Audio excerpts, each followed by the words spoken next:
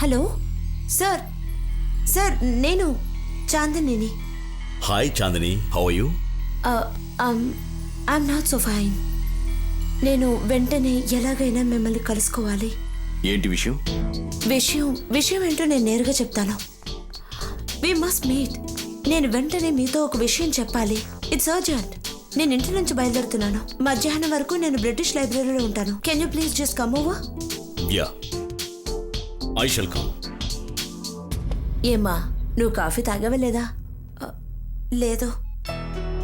ఆగు, నిన్ను ఒంటరిగా పంపించొద్దని మీ నాన్నగారు చెప్పారు. నిన్ను డ్రాప్ చేయమని డ్రైవర్తో చెప్తాను. అన్నయ్య, ఆ సెకండ్ కొంచెం పిలు. చాందిని ఆగు. నేను చెప్పేది వినమ్మా. నీ వల్ల నేను చివాట్లు తినాల్సి వస్తుంది. వద్దు, ఏయ్, నేను బండిలో నిన్నే వెళ్తాను. ఆగు. చాందిని, నేను చెప్పేది విను. నాన్నగారితో నేను మాట్లాడతానులే.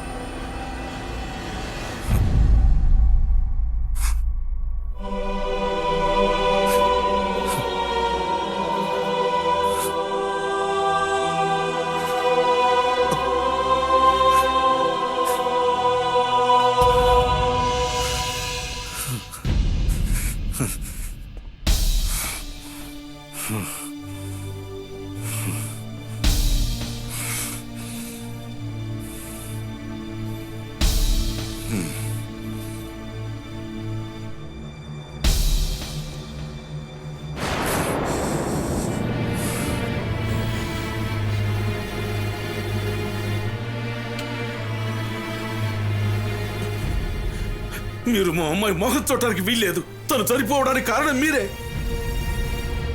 నా బిడ్డను చంపింది నువ్వే. ఇంట్లో వాళ్ళు వద్దని చెప్పినా వినకుండా నిన్ను కలుసుకోవడానికే వచ్చింది. వీడి కోసం నిన్ను వదిలిపెట్టను రా. ముక్కలు ముక్కలుగా నరికేస్తాను.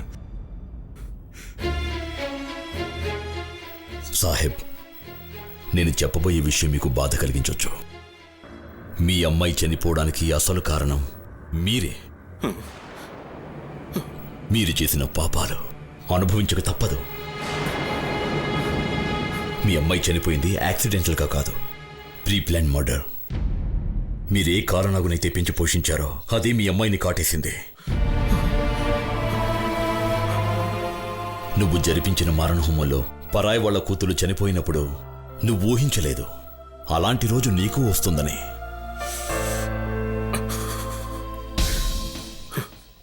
నేను వచ్చింది తనని ఆఖరిసారిగా చూడటానికి. ఇప్పుడు చూడాలనిపించడం లేదు.